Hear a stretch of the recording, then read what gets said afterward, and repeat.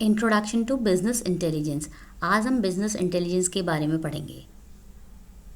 इसमें पढ़ेंगे what is business intelligence, business intelligence क्या है, इम्पॉर्टेंस ऑफ बीआई, बीआई की क्या इंपॉर्टेंस है, where is business intelligence use, business intelligence कहाँ यूज़ होता है।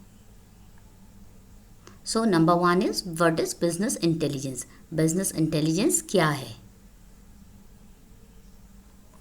तो देखिए, business intelligence refers to the technologies, process and tools that help organization collect, analyze and present data to support better decision making। देखिए, basically जो BI है वो tools and technologies हैं जिसकी हेल्प से हम डेटा को कलेक्ट करते हैं, एनालाइज करते हैं और हम बेटर डिसीजन ले पाते हैं डेटा से रिलेटेड। सो बेसिकली BI जो है टूल्स एंड टेक्नोलॉजीज़ हैं। की components, number one is data collection. देखिए, gathering data from various sources, इसमें हम डेटा को वेरियस सोर्सेज से गैदर करते हैं। डेटा स्टोरेज, डेटा को स्टोर करते हैं डेटा वेयर हाउसेज में। देखिए, हमने डेटा गैदर कर लिया, अब डेटा को कहीं रखने को तो चाहिए ना, तो कहाँ रखेंगे, तो हम डेटा को डेटा वेयर हाउसेज में रखते हैं।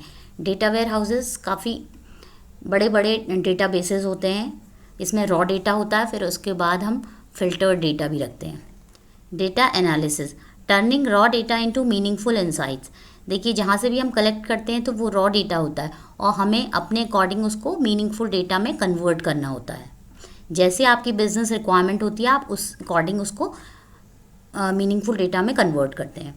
Data visualisation, presenting insights using dashboards and reports. फिर आप डेटा को विजुअलाइज करने के लिए डैशबोर्ड्स और रिपोर्ट में कन्वर्ट करते हैं जिसके थ्रू आप बेटर डिसीजन ले पाते हैं अपने बिजनेस के लिए।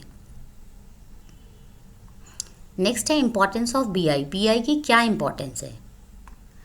देखिए, benefits, make data driven decision, इससे आप डिसीजन ले पाते हैं क्योंकि आपके पास लार्ज अमाउंट में डेटा होता है, पास्ट डेटा भी होता है, प्रेजेंट डेटा भी होता है, तो उससे आप डिसीजन ले पाते हैं अपने बिजनेस के लिए। Helps business make data driven decisions. Next है improve efficiency and productivity.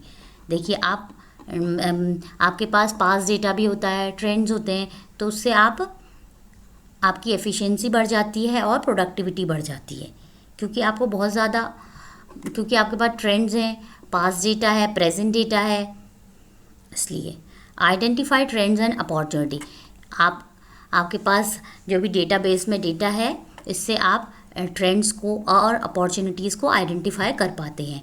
Enhance customer satisfaction, इससे आपका कस्टमर सेटिस्फैक्शन भी बढ़ जाता है कि मतलब कस्टमर देखता है कि यार आप अच्छे से बेटर डिसीजन ले पाते हैं उसके बिजनेस के लिए। So that's why customer satisfaction improves. Next है where is business intelligence use. Business intelligence use कहाँ पे होता है। तो देखिए, बिजनेस इंटेलिजेंस के क्या एप्लीकेशन एरियाज़ हैं। सेल्स एंड मार्केटिंग, देखिए सेल्स एंड मार्केटिंग में यूज़ होता है। Analyse customer behaviour, predict sales trends, design targeted campaigns. देखिए, इससे आप कस्टमर का बिहेवियर एनालाइज कर पाते हैं, सेल्स के क्या ट्रेंड चल रहे हैं वो आप एनालाइज कर पाते हैं और कैंपेन्स को डिज़ाइन कर पाते हैं। Finance, monitor budgets, detect fraud, forecast revenue, आप अपने बजट्स को मॉनिटर कर पाते हैं क्योंकि आपके पास ट्रेंड्स होते हैं ना। सबसे आपने पास रॉ डेटा थे, आपने उससे अपने अकॉर्डिंग मीनिंगफुल डेटा बना लिया, तो उससे आप मॉनिटर कर पाते हैं अपने बजट्स को, फ्रॉड नहीं हो सकता और आप अपने रेवेन्यू को फोरकास्ट कर सकते हैं। ऑपरेशंस, ऑप्टिमाइज सप्लाई चेन, इससे आप सप्लाई चेन को ऑप्टिमाइज़ कर सकते हैं, इन्वेंट्री को मैनेज कर सकते हैं, improve efficiency. Human resource, track employ performance, manage workforce planning. देखिए, इससे आप एम्प्लॉयज़ की डेटा को ट्रैक कर सकते हैं और अपने जो भी आपके पास वर्कफोर्स अवेलेबल है उसके लिए प्लान कर सकते हैं कि किसको किस प्रोजेक्ट में डालना है, किससे क्या काम करवाना है, तो आप उससे ये सबको ट्रैक कर पाते हैं। Health care, analyse patient data, improves treatment outcomes, manage cost.